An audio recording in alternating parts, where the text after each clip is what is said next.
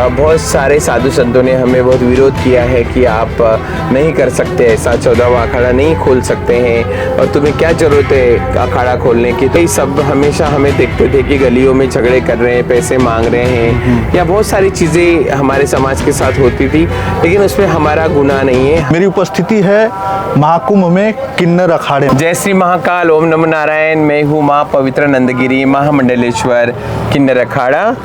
और जो किन्नर अखाड़ा है ये सेक्टर 16 में है, लोअर संगम मार्ग और नागवासुकी से डायरेक्ट आप यहाँ आ सकते हो। जी जी। और ये है प्रयागराज नगरी, संगम नगरी तीर्थराज में हम इस बार जो हमारी परिकल्पना थी 144 साल के बाद महाकुंभ और दिव्य कुंभ 2025 का जो महाकुंभ है ये सबसे बड़ा कुंभ रहेगा और पूरे देश को सनातन और हमारी भक्ति, हमारे सारे दास चरणों में होंगे और सभी लोग हम यहाँ पे आशीर्वाद देंगे। और इस कुंभ का आगाज़ तो पहले ही हो चुका है और पहला स्नान 14 जनवरी को है। तो 14 अखाड़े को जो मान्यता है ये कब प्राप्त हुई? 2016 में हमने स्टार्ट किया है किन्नर अखाड़े के बारे में बात करना। और पहला जो कुंभ है वो 2016 सीएस्त में हुआ है, अप्रैल में। और बहुत सारे साधु संतों ने हमें बहुत विरोध किया है कि आप नहीं कर सकते ऐसा, 14वां अखाड़ा नहीं खोल सकते हैं और तुम्हें क्या ज़रूरत है अखाड़ा खोलने की, तुम हमारे साथ चलो। लेकिन हम किन्नर बचपन से इतने सालों से 350 सालों से हम किसी के दबाव में नहीं थे और हम आज़ाद की ज़िंदगी जी रहे थे, क्योंकि समाज ने हमेशा हमें बहुत बुरा समझा है। हमें कभी अपनों के साथ रहने नहीं दिया है, कभी मंदिर में जाने का मौका नहीं दिया। लेकिन हम सनातनी हिंदू बच्चे हैं और हमने खुद होके किन्नर अखाड़े का गठन किया है। माँ लक्ष्मी नारायण त्रिपाठी जी और मैं माँ पवित्र नंदगिरी और ऐसे कई साथियों ने मिलकर हमने ये स्टार्ट किया है। और बहुत विरोध के साथ जूना अखाड़े ने हमारा हाथ पकड़ा है और हमारा विलय जूना अखाड़े के साथ हुआ है। जूना अखाड़े के साथ हुआ है। अभी इस बार का जो महाकुंभ लग रहा है 144 साल बाद दिव्य और भव्य कुंभ जो इस बार लग रहा है, कुंभ लगता है जी। ये कुंभ की बहुत बड़ी खासियत है और ये कुंभ पूरे सृष्टि के साथ ये कुंभ का आगमन होता है। जैसे हमारे ग्रह तारे सब एक दूसरे को मिलते हैं, एक दूसरे के साथ जुड़ते हैं, तब जाके ये 12 साल में एक बार आने वाला जो ये अवसर है, ये हमारा उत्साह है और हमारी सनातनियों की ताकत है। ये कुंभ का आयोजन होता है और एक कुंभ का आयोजन जो होता है 12 साल के बाद या उज्जैन में होता है सीएस्त में, या फिर प्रयागराज संगम तीर्थराज में होता है 12 साल के बाद। अर्ध कुंभ तो हर 6 साल में आते हैं, चाहे हरिद्वार हो या प्रयागराज हो या नासिक हो। और ये सारी चीज़ें जब अमृत मंथन हुआ था तब से 4 नगरी में हमारे जो बूंद गिरे थे अमृत के, वो उज्जैन है, प्रयागराज है, नासिक है और हरिद्वार है जी।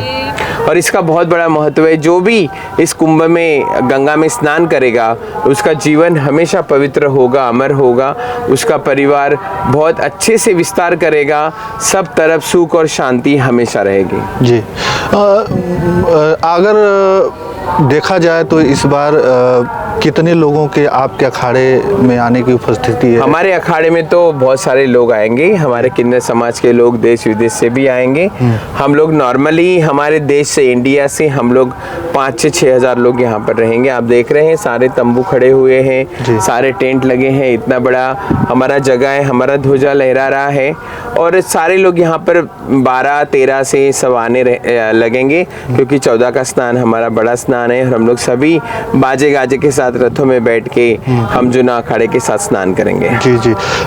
देखा जाता है कि एक बार जैसे आम लोगों में, गांव में या कहीं पे भी जब देखा जाता है कोई किन्नर समाज के लोग जब आते हैं तो लोग डर जाते हैं कि वो आ रहे हैं मांगेंगे। ये डर अभी खत्म हो रहा है, क्योंकि कहीं ना कहीं सब हमेशा हमें देखते थे कि गलियों में झगड़े कर रहे हैं, पैसे मांग रहे हैं या बहुत सारी चीज़ें हमारे समाज के साथ होती थी, लेकिन उसमें हमारा गुनाह नहीं है, हम खुद को दोषी नहीं मानते। जो भी है है जिन्होंने भी हमारे साथ किया है वो समाज है, क्योंकि इसी समाज में हमारे जैसे बच्चे हमेशा जन्म लेते हैं और उसी समाज को हम लोग गुनहगार ठहराते हैं। और वही समाज है कि जिन्होंने आज हमें इतना दुनिया से अलिप्त रखा है, बाहर रखा है, और आज कहीं ना कहीं यही किन्नर अखाड़े की ओर से, क्योंकि सारे हम सनातनी बनने के बाद आज कहीं ना कहीं दोनों का मिलाप हो रहा है। जैसे राम और भरत का होता है, वैसे किन्नर और समाज का मिलान होते जा रहा है। आप देख रहे हैं कि हम समाज में घुसकर समाज के साथ रहकर कंधे से कंधा मिलाकर कितना अच्छा काम कर रहे हैं, सनातन को आगे बढ़ा रहे हैं। जी जी जी। जिस प्रकार से मतलब मैं एक देख रहा था, खबर एक छपी हुई थी कि मेकअप में इतना समय लगता है, फिर कैसे कैसे वो सारी चीज़ें थोड़ा सा बताएं। देखो, ये तो हमारा श्रृंगार है। जी जी। है ना, हम लोग जो फिल्मों में देखते हैं या बॉलीवुड में देखते हैं वो चीज़ अलग होती है। जब हम लोग खुद करते हैं तो पता चलता है। मुझे तो 35 मिनट 40 मिनट लग ही जाता है तैयार होने में। तो ये तो श्रृंगार है। अगर हम नहीं करेंगे तो फिर हमारा वजूद ही नहीं रहेगा, वैल्यू नहीं रहेगा। क्योंकि आजकल दिखावे का ज़माना है, लेकिन हम किन्नर ने कभी दिखावा किया नहीं।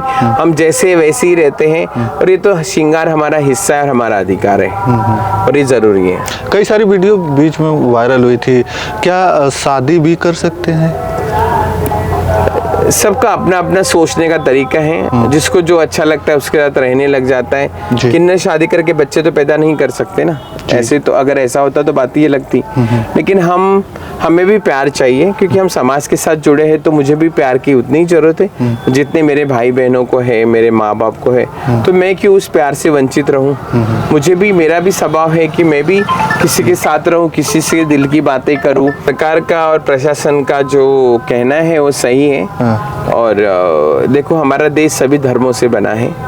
आज हम भले ही बात करते हैं कि ये ना आए वो ना आए, लेकिन वो हमारी सरकार की और हमारे अखाड़ा परिषद की वो है कि हम नहीं चाहते कि जो शिव और राम को नहीं जानते उनका यहाँ पे कोई काम नहीं है। अच्छा, ठीक है। तो किन्नर समाज में भी तो लोग हैं। हाँ, तो हमारे किन्नर समाज के लोग जो किन्नर है वो अपना, जो हमारे अधर्मी है वो नहीं आते यहाँ पे, सारे हिंदू आते हैं। अच्छा। और ऐसे बहुत सारे किन्नर है जिन्होंने मुस्लिम धर्म स्वीकारने के बाद वापस वो हिंदू बने हैं, क्योंकि उनके पास चारा नहीं था उस टाइम, पर्याय नहीं था और करने वाला कोई नहीं था।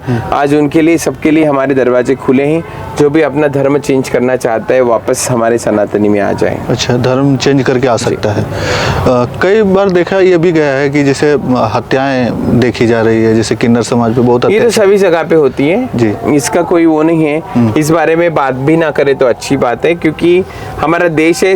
आज यूपी गुंडा राज का राजा था, और आज देखिए कि आज कहीं ना कहीं सब चीज शांत हो गई। बड़े बड़े गुंडे, यहाँ के बड़े बड़े लोग जिन्होंने इतना आतंक मचा के रखा था यूपी में, आज सारे गायब हो गए। ये तो हमारा एक नेचर है, नेचर के साथ सबको बदलना पड़ता है। या इसमें भी वर्चस्व की लड़ाइयाँ होती सब में है। अच्छा। घर घर में है, परिवार में है, नेताओं में है, राजनीति में है, हमारे समाज में भी है। अच्छा। कौन चाहेगा पीछे रहे? सबको लगता है कि हम आगे जाएं।